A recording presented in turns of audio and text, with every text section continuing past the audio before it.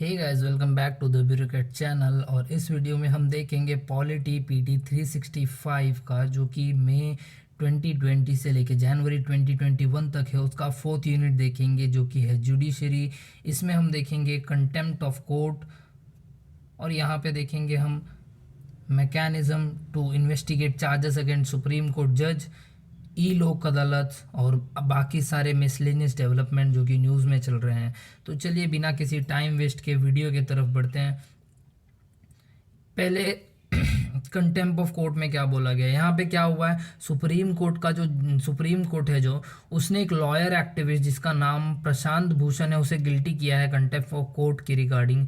किस कॉन्टेक्स्ट में? क्योंकि उसने सोशल मीडिया पे जो है कमेंट किया है targeting chief justice of India, इसके रिगार्डिंग। तो कंटेम्प्ट ऑफ कोर्ट क्या है यहाँ देख लेते हैं। कंटेम्प्ट ऑफ कोर्ट देखिए, कंटेम्प्ट ऑफ कोर्ट क्या है। कंटेम्प्ट ऑफ कोर्ट कोई भी कंटेम्प्ट ऑफ कोर्ट रेफर करता है कोई ऑफेंस अगर आप करते हो जो कि शो कर रहा है आपके डिसरिस्पेक्ट या डिग्निटी ऑफ अथॉरिटी कोर्ट के ये मतलब आप अगर जो सुप्रीम कोर्ट या कोर्ट है उसकी डिग्निटी को हार्म कर रहे हैं या उसे डिसरिस्पेक्ट दिखा रहे हैं, तो ये ऑफेंस को कंटेम्प्ट बोला जाता है। इसका रैशनल क्या है कि कोर्ट जो है, कोर्ट को है प्रोटेक्ट करना चाहे, कोर्ट को प्रोटेक्ट करना होगा ताकि ये जो टेंडेंशियस अटैक मतलब फालतू के जो अटैक होते हैं उससे जो कि कोर्ट की अथॉरिटी को जो है लोअर करती है, उसके पब्लिक इमेज को डिफेम करती है और पब्लिक से उसका फेथ लूज ना हो, मतलब पब्लिक का भरोसा ना टूटे कोर्ट के ऊपर से, ताकि वो अपना इम्पार्शियलिटी बनाए रखे इसमें। तो इसी के रिगार्डिंग इसका रेशनल है कि यही है कि कोर्ट को प्रोटेक्ट किया जाए। देखिए सुप्रीम कोर्ट या कोई भी कोर्ट बहुत इंपॉर्टेंट रोल प्ले करती है इंडियन डेमोक्रेसी में, तो उससे लिए उसका जो कोर्ट को प्रोटेक्ट करना चाहिए, इसी का रेशनल है। आर्टिकल 261 में भी बोला गया है कि जो है फुल फेथ और क्रेडिट जो है देना चाहिए टेरिटरी ऑफ इंडिया के पब्लिक एक्ट्स को, रिकॉर्ड्स को, जुडिशियल प्रोसीडिंग्स ऑफ यूनियन और एवरी स्टेट को। तो यहाँ पे देखिए यहाँ पे एक बात किया गया है मुलगांवकर प्रिंसिपल्स। अब ये है क्या, मुलगांवकर प्रिंसिपल्स एक्चुअली है क्रिटिसिज्म था एक सुप्रीम कोर्ट के रूलिंग्स में जो कि उसके कॉन्सेल्स के रिगार्डिंग था। तो उसी के केस के अंडर ये मुलगांवकर प्रिंसिपल जो है बाहर उभर के आया। ये क्या है, एस मुलगांवकर वर्सेस अननोन 1978 के केस में ये आया था, जिसमें कि सुप्रीम कोर्ट ने लैंडमार्क जजमेंट दिया था सब्जेक्ट ऑफ कंटेम्प्ट में 2/1 की मेजॉरिटी थी। और इसमें कोर्ट ने मुलगांवकर को हेल्ड किया था। मुलगांवकर है कौन? ये एडिटर है इंडियन एक्सप्रेस के, जो कि नॉट गिल्टी का कंटेम्प्ट दिया गया था उन्हें, जबकि ये जो प्रोसीडिंग्स है ये बेंच के थ्रू ही इनिशिएट की गई थी।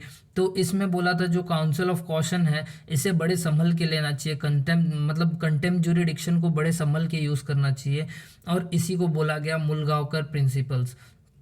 तो आइए देखते हैं आगे हम। आगे देखिए काफ़ी अच्छा सा ये विजन ने कंपैरिजन किया हुआ है और बताया गया है, कंपैरिजन नहीं किया, यहाँ बताया गया कंटेम्प्ट ऑफ कोर्ट क्या है। ये रेफर करती है कोई भी ऑफेंस को जो शो करती है डिसरिस्पेक्ट या कोर्ट की डिग्निटी को कम करती है। ये कॉन्स्टिट्यूशनल प्रोविजंस क्या क्या है इसके रिगार्डिंग, आर्टिकल 261 है, आर्टिकल 19 है, आर्टिकल 129 है, 215 है और आर्टिकल 142 है। तो देखते हैं एक एक करके। आर्टिकल 261 में क्या, आर्टिकल 261 में ये बोला गया कि फुल फेथ और credit shall be given to judicial proceedings, मतलब पूरा भरोसा और पूरा क्रेडिट जुडिशियल प्रोसीडिंग्स को देना चाहिए। आर्टिकल 19 सब आर्टिकल 2 में क्या बोला गया, रीजनेबल रिस्ट्रिक्शन स्टेट लगा सकता है। और आर्टिकल 129 आर्टिकल 215 में क्या बोला गया, सुप्रीम कोर्ट या हाई कोर्ट का पावर बताया गया है जो कि पनिश कर सकते हैं उसके कंटेम्प्ट के लिए respectively. Article 142 sub article 142 sub article 2 में क्या बोला गया है, यहाँ पे बताया गया कि सुप्रीम कोर्ट का पावर्स जो है वो बताया गया है जो पनिश कर सकती है उसके कंटेम्प्ट के लिए या फिर किसी पर्सन के अटेंडेंस के लिए सीक कर सकती है। अब इसके आगे लीगल प्रोविजंस क्या है इसके, ये देखेंगे। Contempt act, contempt of court act 1971, ये इनके लीगल प्रोविजंस है। क्योंकि कंटेम्प्ट किसी भी लॉ में डिफाइन नहीं किया गया है, कॉन्स्टिट्यूशन में कहीं भी डिफाइन नहीं किया गया है, ये सिर्फ ये एक्ट यहाँ पे डिफाइन करता है।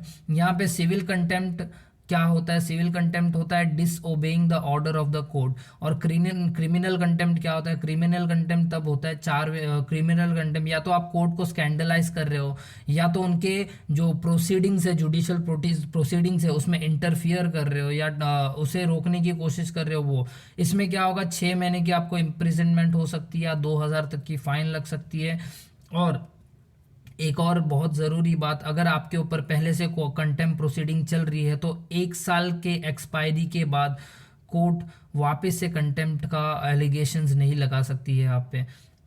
यहाँ एक्सेप्शंस भी दिया है, कुछ एक्सेप्शंस क्या है, देखिए एक्सेप्शंस इसलिए दिया है क्योंकि ऐसे तो फिर जो कोर्ट के जजेस है अगर वो भी करप्ट हो गए तो कुछ तो एक वे होना चाहिए जिससे डेमोक्रेसी को जिंदा रख सके। तो इसमें यहाँ पे एग्जाम्पशंस दिया है।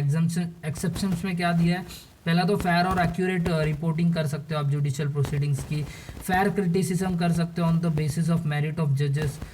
फिर ये मियरली डिफेमेटरी अटैक जो है जज के ऊपर कर सकते हो, बट लाइक आपका इंटेंशन ये नहीं होना चाहिए कि आप प्रोसीडिंग्स को इंटरफियर करो।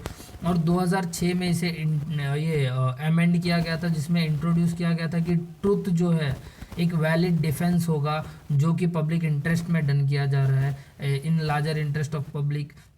तो आइए देखते हैं इसके आगे क्या है। इसके आगे जो दूसरा आर्टिकल ये है कि mechanism to investigate charges against supreme court जज।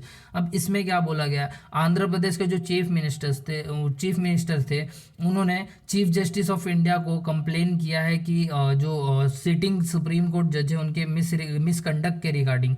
अब यहाँ पे देखिए 3 मैकेनिज्म बताया गया है जिसके थ्रू आप जजेस के against charges like investigation proceedings start कर सकते हो। पहला जो है इन हाउस प्रोसीडिंग होता है, दूसरा सेक्सुअल हरासमेंट गाइडलाइंस के अंदर कर सकते हो, तीसरा प्रूवन मिसबिहेवियर और इनकैपेसिटी इसके तहत कर सकते हो। इसके तहत आप इन्वोक कर सकते हो, इन्वेस्टिगेट कर सकते हो cases of misconduct including sexual harassment, misbehaviour और इनकैपेसिटी अगेंस्ट जजेस। तो आइए देखते हैं इन सारे जो मेथड है उनको डिटेल में देखते हैं थोड़ा। यहाँ पे विजन ने काफ़ी अच्छा कंपैरिजन दे रखा है इसका। तो यहाँ पे जो है पहला ये है removal of proceeding under article 124 of the constitution, दूसरा है in house procedure of supreme court और तीसरा है 2003 SC सेक्सुअल हैरेसमेंट रेगुलेशन। इन 3 के तहत ये प्रोसीडिंग चलेगी। अब यहाँ पे बोला गया है कंप्लेन कौन कर सकता है, तो पहली बात यहाँ पे जो है हु में फाइल कंप्लेन। तो यहाँ पे बोला गया कि अगर कंप्लेन आती है तो लोकसभा में 100 मेंबर्स कम से कम साइन करने चाहिए और 50 मेंबर्स राज्यसभा में साइन करने चाहिए वो चार्जेस को ऑफ मिसबिहेवियर और इनकैपेसिटी बाय द जज। ये in house procedure of supreme court में क्या होगा, यहाँ पे जो है कंप्लेन ऑफ मिसकंडक्ट में भी फाइल कोई भी पर्सन फाइल कर सकता है। यहाँ पे जो सेक्सुअल हरासमेंट रेगुलेशन है यहाँ पे रिटर्न कंप्लेन होनी चाहिए उस वुमेन से जिसके ऊपर सेक्सुअल हरासमेंट हुआ है। अब यहाँ पे दिया है person who to be complaint में भी फाइल, मतलब किसे कंप्लेंट फाइल कर सकते हैं। तो यहाँ पे बताया गया है कि जो presiding officers of house of parliament है उन्हें फाइल करना होगा। यहाँ पे supreme court chief justice of supreme court chief justice of India या तो प्रेसिडेंट ऑफ इंडिया, ये दोनों को कर सकते हैं। यहाँ पे GSICC मतलब gender sensitisation and internal complaint committee, इन्हें फाइल करना होगा। प्रिलिमिनरी इंक्वायरी कैसे होगी, यहाँ पे प्रिसाइडिंग ऑफिसर है जो जिसे नोटिस मिलेगी वो कॉन्स्टिट्यूट करेगा 3 मेंबर कमेटी ताकि वो इन्वेस्टिगेट कर सके कंप्लेन को। यहाँ पे जो है चीफ जस्टिस ऑफ इंडिया, एक मिनट में ऊपर कर लेता हूँ इसे। यहाँ पे जो है chief justice of India require करेगा कि चीफ जस्टिस ऑफ इंडिया देखेगा पहले कंप्लेन या तो फ्रिविलियस है या सीरियस है, मतलब या तो झूठा है या सीरियस है। फिर अगर वो देखेगा कि मिसकंडक्ट काफ़ी सीरियस है तो पहले वो कंसर्न जज को पूछेगा। फिर अगर वो फाइंड करता है कि हाँ कंप्लेन को ज़रूरी है इसके अंदर देखना, तो वो जो है कॉन्स्टिट्यूट करेगा एक इंक्वायरी कमेटी को। यहाँ GSICC क्या करेगी, अगर वो सेटिस्फाई है कंप्लेन से कि कंप्लेन जेन्युइन है तो कॉन्स्टिट्यूट करेगी 3 मेंबर कमेटी जो कि इंटरनल सब कमेटी के नाम से जानी जाएगी इंक्वायरी कंडक्ट करने के लिए कंप्लेन में। इसके बाद जो कॉम्पोजिशन ऑफ इंक्वायरी कमेटी कैसी होगी, तो ये यहाँ पे जो है 124 आर्टिकल में कमेटी कॉम्प्रोमाइज करेगी सुप्रीम कोर्ट के जज से, chief justice of high court और एक डिस्टिंग्विश जरिस्ट, मतलब 3 मेंबर कमेटी होगी, ये 3 पर्सन होंगे वहाँ पे। जो दूसरा आपका है जो इसमें इन हाउस प्रोसीजर में कमेटी कॉम्प्रोमाइज़ करेगी 3 जजेस से, जिसमें होंगे जज of supreme court, 2 chief justice होंगे हाई कोर्ट के।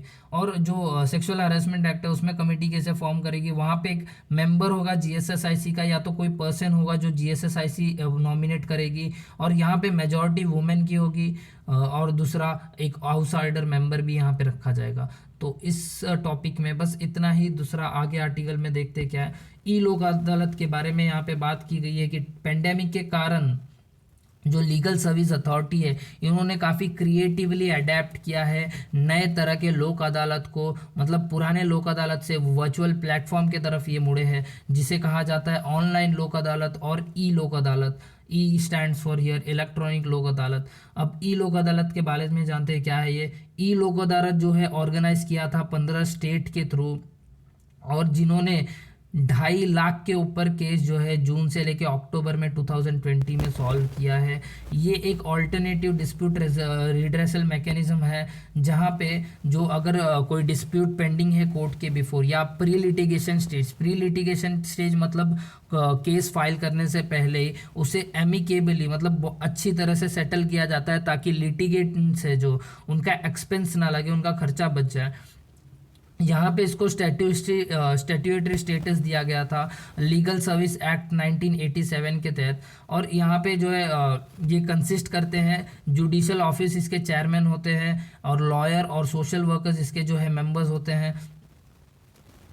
और यहाँ पे जो है ये इंस्ट्रूमेंटल है कोर्ट का बर्डन रिड्यूस करने में, और जो एरियर्स होते हैं कोर्ट देखिए सुप्रीम कोर्ट में काफ़ी केसेस काफ़ी ज़्यादा पेंडिंग है, तो ये लोक अदालत जो है उसे मदद करती है कि उसकी जो लॉन्ग पेंडिंग केस है उसे सॉल्व करके कोर्ट का बर्डन कम कर सके। अब यहाँ पे जो इनका अवार्ड होता है लोक अदालत का, ये एक डिग्री ऑफ सिविल कोर्ट के जैसे ही माना जाता है, और ये फाइनल और बाइंडिंग है सभी पार्टी के ऊपर, और इसके रिगार्डिंग कोई अपील नहीं होता। आप किसी आगे कोई और कोर्ट में इसके रिगार्डिंग अपील नहीं कर सकते हो। और रिसेंटली छत्तीसगढ़ जो पहला स्टेट बना है कंट्री का जिन्होंने स्टेट लेवल ई लोक अदालत स्टार्ट किया है, इनॉग्रेट किया है। तो आइए बढ़ते हैं, हम यहाँ पे बेसिक देख लेते। ऑल्टरनेट डिस्प्यूट रेजोल्यूशन मैकेनिज्म के बारे में बात किया गया है। ये क्या है, ये एक नॉन एडवर्सियल है, मतलब कोर्ट कैसा एडवर्सियल होता है, वहाँ पे दो लोग झगड़ते, but alternate dispute resolution mechanism क्या होता है, ये दोनों की रजामंदी से जो है कोऑपरेटिवली जो सोल्यूशन निकाला जाता है। और ये इंस्ट्रूमेंटल है, ये भी इंस्ट्रूमेंटल है कि कोर्ट का जो लिटिगेशन बर्डन है वो कम कर सके, और एक ऑल राउंडेड और वेल सेटिस्फाइड एक्सपीरियंस दे जो है पार्टीज इन्वॉल्व है उसमें उसके। और ये जो लीगल अथॉरिटीज़ एक्ट है ये पास किया गया था 1987 में, ताकि वो एनकरेज कर सके आउट ऑफ कोर्ट सेटलमेंट। और new arbitration and conciliation act जो है एनेक्ट किया गया था 1996 में to deal with domestic and international arbitration.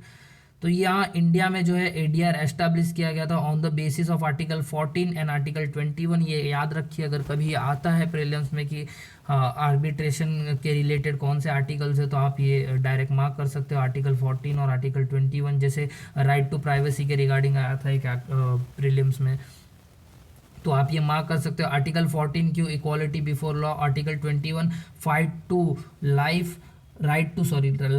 To life and personal liberty under constitution of India. और डीपीएसपी में आर्टिकल 39A जो है बोलता है equal justice and free legal aid, ये इसके तहत भी जो है एडीआर को काफ़ी बढ़ावा देता है। तो आइए देखते हैं यहाँ पे एडीआर का ये जो है मैकेनिज्म दिया गया है। तो दो दो करके पढ़ेंगे, 4 है, एक स्क्रीन में आएगा नहीं बराबर से, तो 2 पहले पढ़ लेते हैं कि ये जो ये बता देता हूँ आपको। जो ऑल्टरनेट डिस्प्यूट रेजोल्यूशन है, इसके चार तरीके हैं कि आप कोर्ट के बाहर रह सकते हो और कोर्ट के बाहर रह के अपने केसेस को सॉल्व करवा सकते हो या फिर सेटलमेंट कर सकते हो। तो ये चार चीज़ क्या है हम देखते हैं। यहाँ पे देखिए, पहला आर्बिट्रेशन है, जिसका अवार्ड जो है बाइंडिंग होता है और आर्बिट्रेटर जो है कोर्ट की तरह ही पेश आता है, मतलब वो एविडेंस को कंसीडर करता है। यहाँ पे नेगोशिएशन आता है। नेगोशिएशन एक वॉलेंट्री अग्रीमेंट है, ये एक सोल्यूशन के साथ आता है, सोल्यूशन बताता है, जिससे अगर पार्टीज को अगर मंजूर है तो सोल्यूशन को जो है इम्प्लीमेंट करती है। और लास्ट के दो जो है यहाँ पे कंसिलिएशन आता है, जो नॉन बाइंडिंग रिकमेंडेशन देता है, ये अवार्ड नहीं देता है, रिकमेंडेशन देता है, और ये लॉ के बारे में जो है पार्टीज को बताता है। यहाँ पे मीडिएशन होता है, जो कि फैसिलिटेट करता है नेगोशिएशन को, मतलब दोनों के बीच में जो है एग्रीमेंट तक पहुँचे दोनों, उसके लिए फैसिलिटेट करता है। ये जो है प्रॉब्लम सॉल्विंग में फैसिलिटेट करता है। तो ये चार जो है ऑल्टरनेट डिस्प्यूट रेजोल्यूशन है: आर्बिट्रेशन, नेगोशिएशन, कंसिलिएशन और मीडिएशन। तो आइए देखते हैं इसके बारे में बेसिक्स कुछ। यहाँ पे जो 2021 में जो है अमेंडमेंट बिल लाया गया है, arbitration and conciliation amendment bill, जो कि प्रोमलगेशन के थ्रू लाया गया है प्रेसिडेंट के। तो यहाँ पे की अमेंडमेंट्स क्या बोला गया है। पहला तो जो है, इसे और थोड़ा बड़ा कर देता हूँ ताकि आपको देखने में अच्छा लगे।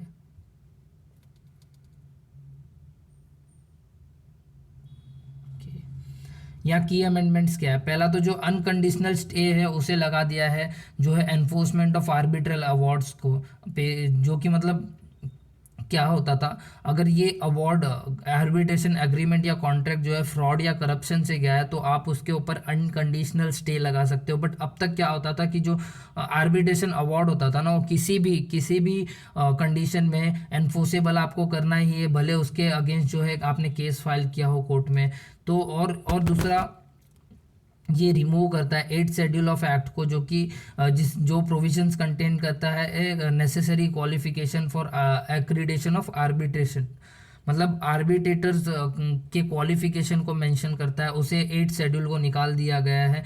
तो अब क्या होगा, अब जो है आर्बिट्रेशन जो है, आर्बिट्रेशन काउंसिल ऑफ इंडिया ये स्पेसिफाई करेगी रेगुलेशंस के लिए, और जो है क्वालिफिकेशंस, एक्सपीरियंस और नॉर्म्स, क्वालिफिकेशन, एक्सपीरियंस और नॉर्म्स जो चाहिए होगा आर्बिट्रेशन के एक्रीडेशन के लिए। एक्रीडेशन मतलब उसे रजामंदी देना, या फिर आप बोल सकते हो उसे अप्रूवल देना किसी तरह का, कि हाँ भाई अब तुम आर्बिट्रेटर बन गए हो, अब तुम आर्बिट्रेशन कर सकते हो।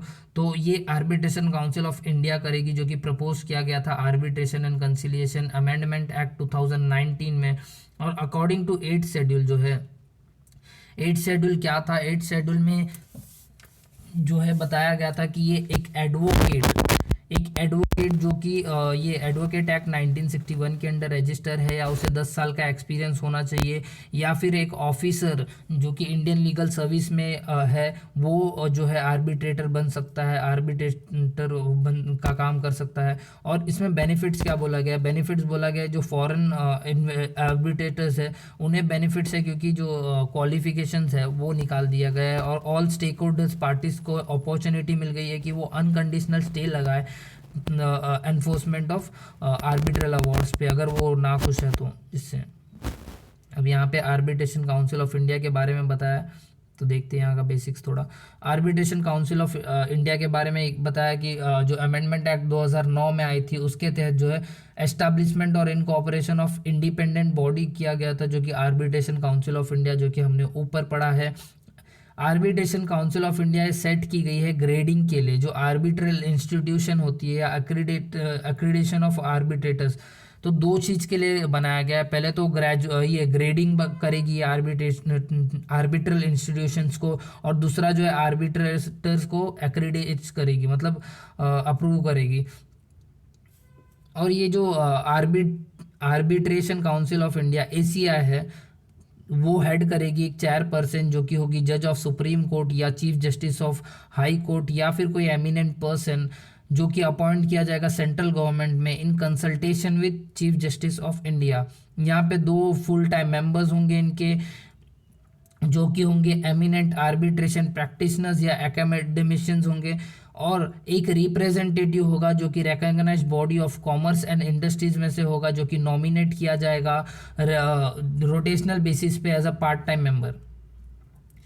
अब ये जो है ex officio chairman, ex officio members भी होंगे इसके कुछ कुछ, तो देखते हैं कौन है ये। पहला तो secretary of department of legal affairs, दूसरा मिनिस्ट्री ऑफ लीगल अफेयर्स मतलब ministry of law and justice के अंडर जो आएगा, और secretary of department of expenditure जो कि आएगा मिनिस्ट्री ऑफ फाइनेंस के अंदर, और chief executive officer of ACI, मतलब 3 जो है एक्स ऑफिशियो मेंबर्स होंगे। एक तो मिनिस्ट्री ऑफ लॉ से, डिपार्टमेंट ऑफ लीगल अफेयर्स से उनके secretary, department of expenditure ministry of finance से उनके सेक्रेटरी, और chief executive officer of ACI, ये 3 जो है एक्स ऑफिशियो मेंबर्स होंगे यहाँ पे।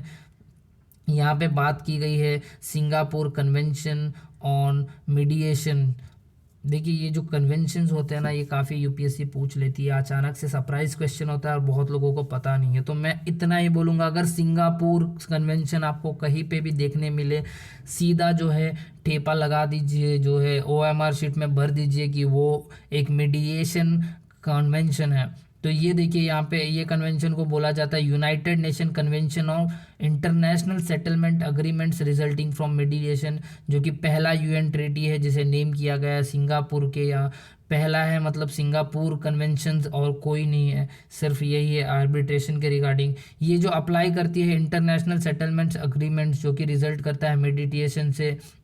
और ये क्या किसके लिए काम आती है, रिसॉल्व करती है जो कॉमर्शियल डिस्प्यूट्स के लिए। ये अलाउ करती है बिजनेसेस को ताकि वो एनफोर्समेंट ले सके मेडिएटेड सेटलमेंट अग्रीमेंट्स के रिगार्डिंग, जो कि अक्रॉस बॉर्डर होते हैं, by applying directly to courts of country, जो कि डायरेक्ट उनके जो कंट्री के कोर्ट्स होते हैं उसमें डायरेक्ट ये अप्लाई कर सकते हैं। ये किन किन कंट्रीज़ के कोर्ट्स में अप्लाई करते हैं, उन्हीं कंट्री के कोर्ट्स में अप्लाई कर सकते हैं जो कि साइन या रेक्टिफाई किए हुए ये ट्रीटी को। अब ये कन्वेंशंस के 53 सिग्नेटरीज है, जिसमें इंडिया, चाइना और यूएस भी इन्वॉल्व है, 3 बिग प्लेयर्स भी इन्वॉल्व है। यहाँ पे सिग्निफिकेंस क्या होगा, ये तो पहली बात एक इंटरनेशनल ट्रेड एंड कॉमर्स को फैसिलिटेट करेगा, और ताकि जो डिस्प्यूटिंग पार्टीज़ है वो इजीली एनफोर्स कर सके सेटलमेंट अग्रीमेंट्स अक्रॉस बॉर्डर। और ये बेनिफिट करेगा जो है मेडिटेशन को as an alternative dispute resolution option cross border dispute settle करने के लिए, और लिटिगेशन और आर्बिट्रेशन में ये काफ़ी ज़्यादा टाइम और लीगल कॉस्ट बचाएगा कंपनी का। अब इंडिया के लिए इसका बेनिफिट क्या है, ये बूस्ट करेगा ease of doing business by enabling swift meditated settlements. ये जो है पॉजिटिव सिग्नल होगा फॉरेन इन्वेस्टर्स के लिए, और ये जो इंडिया का कमिटमेंट जो है इंटरनेशनल प्रैक्टिस ऑन एडीआर का, उसे पूरा करेगा। तो इसमें बस इतना ही। देखते आगे जो है इम्पोर्टेंट मिसलेनियस न्यूज़ क्या क्या है। न्याय बंधु ऐप न्यूज़ में काफ़ी है, क्यों है, क्योंकि ये उमंग ऐप पे लिस्ट कर दिया गया है। न्याय बंधु क्या है, लॉन्च किया गया था 2017 में ministry of law and justice के थ्रू, जो कि एस्टैब्लिश करती है एक फ्रेमवर्क ताकि वो डिस्पेंसेशन कर सके pro bono legal service across country. अब ये प्रो बोनो लीगल सर्विस क्या है, प्रो बोनो लीगल सर्विस जो है रेफर करता है कि एक प्रैक्टिस लीगल असिस्टेंस प्रैक्टिस जो कि फ्री या मिनिमल कॉस्ट में आप दे सकते हो उन्हें जिनके पास पैसे नहीं है और वो उसके वजह से खुद को रिप्रेजेंट नहीं कर पा रहे कोर्ट के आगे। तो ये न्याय बंधु ऐप क्या करता है, ये कनेक्ट करता है प्रैक्टिसिंग एडवोकेट्स को जो कि इंटरेस्टेड है प्रो बोनो वर्क में with eligible marginalised and vulnerable beneficiaries. जो है एलिजिबल मार्जिनलाइज्ड और वल्नरेबल बेनिफिशरी है, उन्हें एक मोबाइल ऐप के थ्रू ये दोनों को कनेक्ट करता है। और उमंग ऐप जो है ये जो free legal aid and access to justice जो है एनंशिएट किया गया था आर्टिकल 339A जो कि DPSP है कॉन्स्टिट्यूशन में।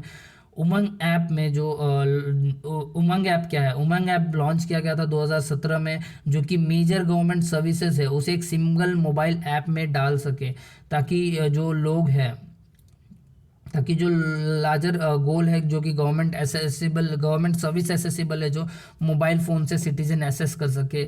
और ये जो डिजिटल इंडिया के थ्रू एक इनिशिएटिव है जो कि ये मीटी का है, मीटी मतलब ministry of and electronics and information technology. ये 660 सर्विसेज जो है प्रोवाइड करती है across 127 departments and across 25 states. इसमें से 180 जो है और जो है 180 यूटिलिटी बिल पेमेंट्स लाइव इस पे चलते हैं। रिसेंटली जो है ministry of electronics and information technology ने जो है 7 सर्विसेज IMD की उमंग ऐप पे ब्रॉड की है। सर्विसेज कौन से हैं, तो कुछ यहाँ पे नाम किया गया कि current weather, weather warnings, tourism forecast, ये सारे इसमें जो है लिस्ट किया गया है। अब यहाँ पे देखते हैं यहाँ पे क्या बोला गया है। यहाँ पे हिबिस कॉर्पस और प्ली बार्गेनिंग के बारे में बोला गया है। हिबिस कॉर्पस के बारे में देख लेते हैं। हिबिस कॉर्पस में यहाँ पे क्या हुआ है, यहाँ पे जो है बॉम्बे हाई कोर्ट ने अर्नब गोस्वामी का जो है प्ली रिजेक्ट कर दिया गया हिबिस कॉर्पस पिटिशंस को, जो कि इमीडिएट रिलीज के लिए बोल रहा था। हिबिस कॉर्पस है क्या, ये इसका मतलब होता है कि जो you must have the body. तो ये जो आर्टिकल 32 में प्रे किया है कोर्ट की, एक वृट है जो कि आर्टिकल 32 में आता है, और ये कोर्ट डायरेक्ट करती है एक इंडिविजुअल या अथॉरिटी को जिन्होंने किसी पर्सन को डिटेन करके रखा है, कैद करके रखा है, तो कोर्ट उसे बोल सकती है कि ये इसे मेरे सामने पेश किया जाए। तो कोर्ट जो है कोर्ट खुद डिटरमाइन करती है कि इस जो पिटीशन का वैलिडिटी या डिटेंशन का वैलिडिटी है या नहीं है। ये काफ़ी बल्क वर्क है। बल्क वर्क मतलब काफ़ी इम्पॉर्टेंट चीज़ है इंडिविजुअल लिबर्टी के लिए। और जो आर्बिट्री डिटेंशन होता है, जो मतलब मनमर्जी कैद किया जाता है किसी को भी, उसके अगेंस्ट ये देखिए दोनों के अगेंस्ट इशू किया जा सकता है, पब्लिक अथॉरिटी या प्राइवेट इंडिविजुअल, दोनों के अगेंस्ट। तो इसके बाद जो है देखेंगे प्ली बार्गेनिंग का, हमारा प्ली बार्गेनिंग का टॉपिक है, तो इसमें देखेंगे क्या बोला गया है। अब यहाँ पे क्या है, एक प्ली बार्गेनिंग क्या है, ये रेफर किया जाता है पर्सन को जो कि चार्ज है क्रिमिनल ऑफेंस से, वो अपने प्रोसिक्यूशन मतलब जिसने केस फाइल किया है उससे नेगोशिएट करेगा ताकि उससे लेसर पनिशमेंट मिल सके। तो इससे ये मतलब होता है कि जो है प्लीडिंग गिल्टी है और उसे बहुत एक लेस सीरियस ऑफेंस के तहत उसे सज़ा कम करने के लिए बोला जाएगा, नेगोशिएट किया जाएगा। ये इंट्रोड्यूस किया था इंडिया में 2006 में। आपने अगर बदलापुर मूवी देखी होगी तो जो नवाजुद्दीन सिद्दीकी है उस टाइम पे वो भी इसी के लिए प्ली कर रहा था, प्ली बार्गेनिंग के लिए। तो ये भी वही सेम चीज़ है। मैं एक इमेज बना रहा हूँ सिर्फ ताकि आपके मन में आपके दिमाग में छपा रहे। तो इसमें जो है ये जो अमेंडमेंट सेट किया गया था CPRC को, और ये इनिशिएट कौन कर सकता है, ये सिर्फ अक्यूज्ड ही इनिशिएट कर सकता है। और एक चीज़, ये डेथ सेंटेंस या लाइफ सेंटेंस या प्रिजन टर्म जो है 7 साल के लिए अगर प्रिजन टर्म्स है तो इसमें ये नहीं यूज़ कर सकते हैं आप। डेथ सेंटेंस, लाइफ सेंटेंस या प्रिजन टर्म अबाउट 7 साल के लिए अगर आपको कैद हो गई है तो उसमें आप यूज़ नहीं कर सकते हो। तो चलिए देखते हैं आगे। यहाँ पे जो है राइट ऑफ सेबियाटशिप के बारे में बोला गया है, तो ये क्या है ये देखते हैं। देखिए रिसेंटली जो है सुप्रीम कोर्ट ने अपहेल्ड किया है सेबियाटशिप राइट ऑफ त्रवणकोल रॉयल फैमिली, जो कि पद्मनाभ स्वामी टेम्पल के केस है के रिगार्डिंग है। तो उन्होंने अपहेल्ड कर दिया है। तो ये राय होता क्या है, ये रेफर करता है कि एक ये राइट होता है जो आप मैनेज कर सकते हो फाइनेंशियल अफेयर्स, किसका, DT माने अर्च विग्रह या मूर्ति जो बोलेंगे आप भगवान की, वो DT के जो कि पोजीशन में एक ट्रस्टीशिप के पोजीशन के थ्रू आप फाइनेंशियल अफेयर्स मैनेज कर सकते हो। सेबियाट सिर्फ एक मैनेजर होता है प्रॉपर्टी इन टाइटल का, ये जो है कस्टडी लेता है दोनों का, एक तो प्रॉपर्टी और दूसरी आइडल का, बट इसका कोई भी लीगल क्लेम नहीं होता है प्रॉपर्टी पे, जो कि रेस्ट करता है आइडल के साथ या DT के साथ। इसके नीचे देख लेते हैं विटनेस प्रोटेक्शन स्कीम 2018 में क्या बताया गया है। यहाँ पे देखिए 2018 में जो सुप्रीम कोर्ट ने आस्क किया था,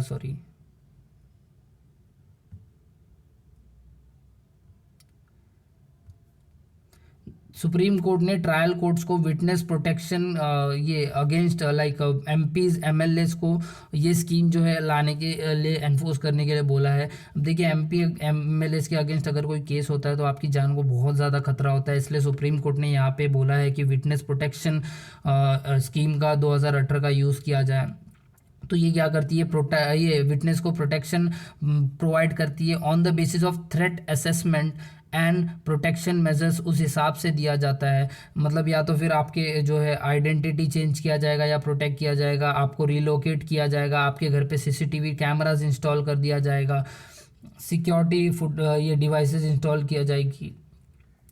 या फिर एक स्पेसिफिकली डिज़ाइन कोर्ट रूम्स बनाया जाएगा आपके लिए। तो यहाँ पे जो है अब ये अप्रूव किया गया था सुप्रीम कोर्ट के थ्रू, और सारे कोर्ट पे ये बाइंडिंग्स होता है। जो इसके लिए एक स्टेट विटनेस प्रोटेक्शन फंड भी बनाया गया था जो कि एक्सपेंसेस मीट कर सके स्कीम का। और मैलीमैथ कमेटी जो कि पुलिस रिफॉर्म्स और जुडिशल रिफॉर्म्स के बारे में काफ़ी फेमस कमेटी है, इन्होंने भी इसके बारे में बोला है कि हमारे पास एक स्ट्रॉन्ग विटनेस प्रोटेक्शन मैकेनिज्म होना चाहिए इंडिया में। तो आज के इस वीडियो में सिर्फ इतना ही।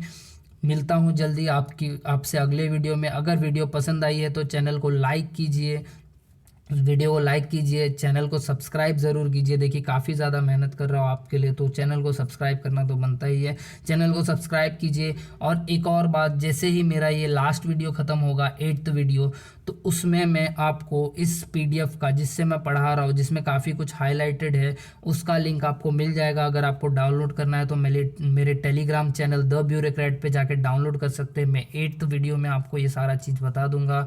Thank you so much. जय हिंद।